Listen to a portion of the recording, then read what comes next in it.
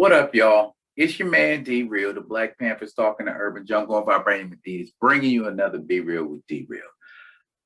A lot of times, I try to impress upon people that this page is about edutainment, not just laughter and humor. It's that too, but every now and then, man, we have to have some serious commentary, have some real talk about some real things that are going on in the world today.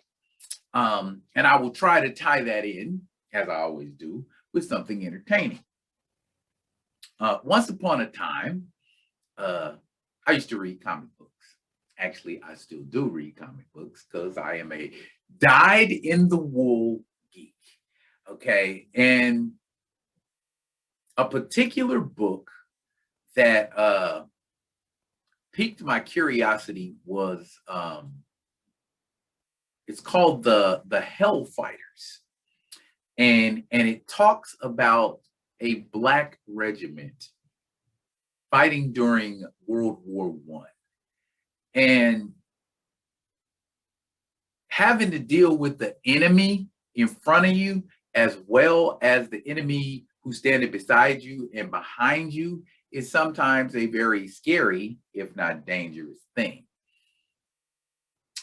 Monday morning, and I'll get back to what I was getting at here in a second. Monday morning, the trial of former police officer Derek Chauvin began.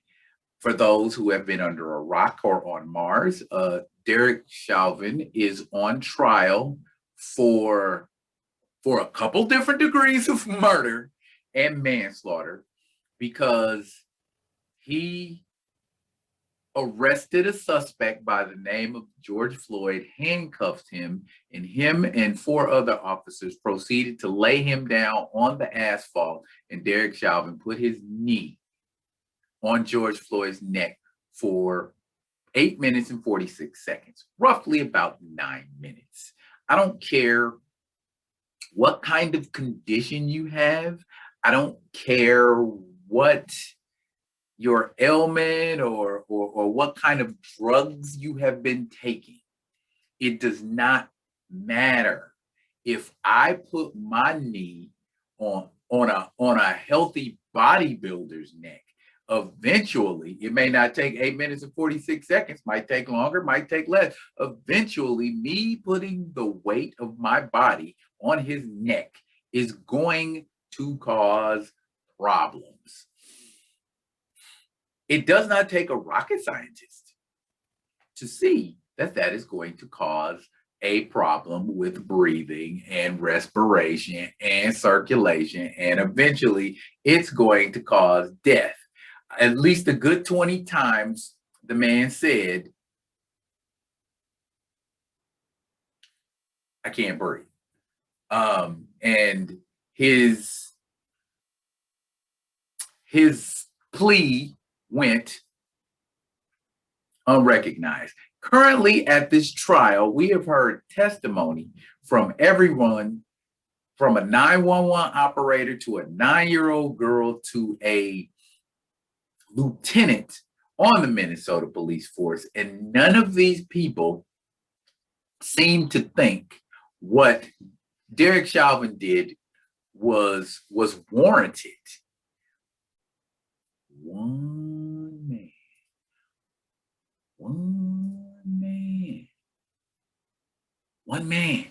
One, not 11, not 13, just one Black man.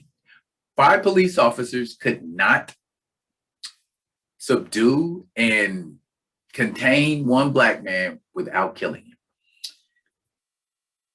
I think what people are failing to understand here is that it's not about what George Floyd did or didn't do.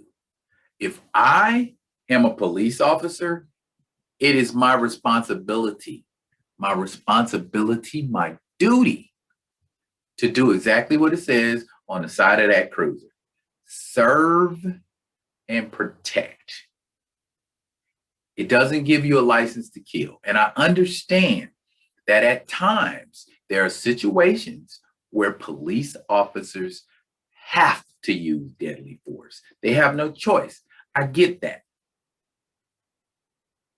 This wasn't one of those instances where deadly force was required. Lieutenant Zimmerman said today in his testimony that the knee on the neck is neither warranted or authorized. So the question becomes, what made that man put his knee on Brother George Floyd's neck? I'm not going to speculate because I don't know. But getting back to what I was saying about the Hellfighters, these guys were a regiment, again, of Black soldiers who were fighting during World War I. Not only did they have to deal with the hatred and racism of the people who wanted to kill them, who were their actual enemies, they had enemies on the same side of the battle lines as them, who called them out of their name. And whenever they got a chance, they attempted to cause harm to these soldiers, so much to the point where their superiors had to separate them from the rest of the soldiers, and they went on to glory to fight by themselves and do great things. But the point is this: a Black man in America is beset on all sides by these kinds of things. Now, I want to speak directly to my peoples right now.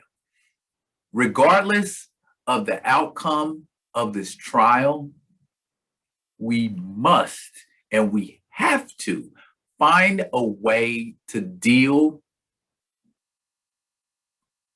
with the verdict without hurting people, without damaging property, without doing what the powers that be expect us to do. And that is to riot and protest and burn our own community down. And ultimately, none of that is going to change the fact that potentially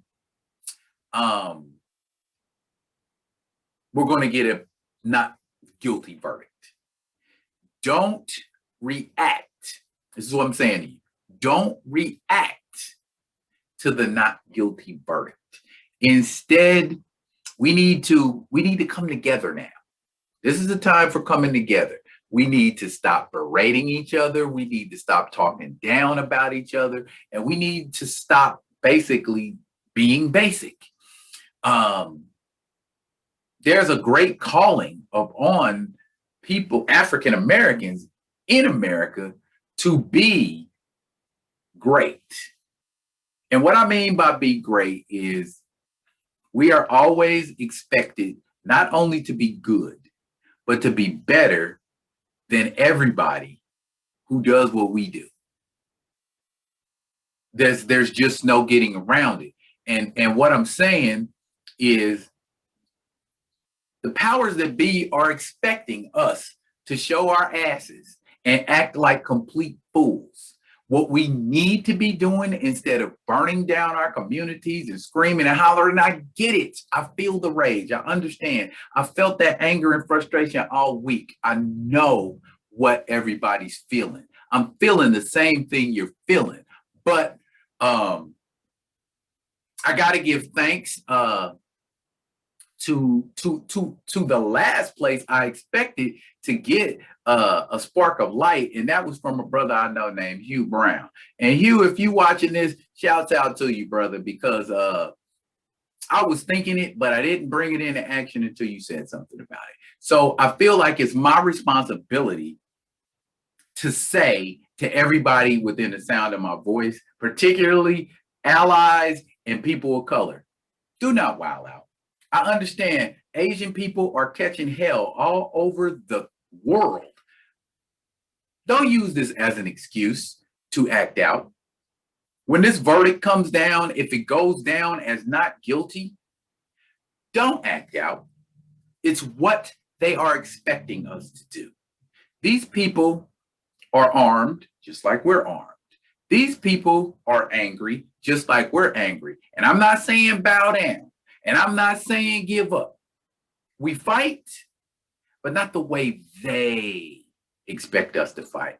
And this is something that's on the real. This is 100% real. And I need somebody to get on board with this. Am I whistling Dixie? Am I a fool for wasting my time and trying to say this to people? Let me know in the comments, y'all. I love and respect each and every one of y'all, and I want to see y'all breathing the next day and the day after that. So we cannot take it upon ourselves to become judge, jury, and executioner because our judicial system is broken. We need to stop rioting and BSing with all of that and get directly to the business of trying to address some of the inequities in our judicial system. That's what needs to happen. It's long past due. And to the people who have evil designs and sinister machinations going on, understand, and I've said it before, this younger generation, this generation of millennials, they ain't having it. They are looking for an excuse to do something. Their anthem is, I am not my parents' generation. We will put these hands on you. And I don't want that to happen. So, my people, I'm saying to y'all, I'm entreating you, I'm beseeching you, please do not go out into the world after this decision is announced and the verdict is one you don't like and destroy your own community. I've never understood that. In all of my days, the history of rioting, I've never understood why rioters go and destroy the place where they live. And you got to look at all that burnt up wreckage and carnage. And you know, I don't get that. If you're going to tear something up, tear up the courthouse. And I'm not telling you to do that. I am not telling you to do that. I'm just saying, if you just have a penchant for destruction, don't destroy your own. That's all I'm saying. I'm going to go in the woods and chop some trees down. I don't know. But I know from all of 2020 and 1965 and 1992 that rioting and tearing up our own neighborhoods and communities does not get the result we're looking for. So stop it. And that's the bottom line, man. Justice is going to be served one way or another, but we don't need to see no more beautiful Black men and Black women dying at the hands of diabolical overseers. We really don't need that. And on a real one, this has been your man, D Real. I'll be back with a little more lighthearted subject next time. I just feel like this was on my heart, this was on my mind, and I needed to say something. So whether this goes heated or unheated is unimportant. I have done my due diligence and spoken out. Okay, I'll be back with another interesting topic to keep y'all engaged. It's all about edutainment in this camp, and as always, y'all be good and be good to each other.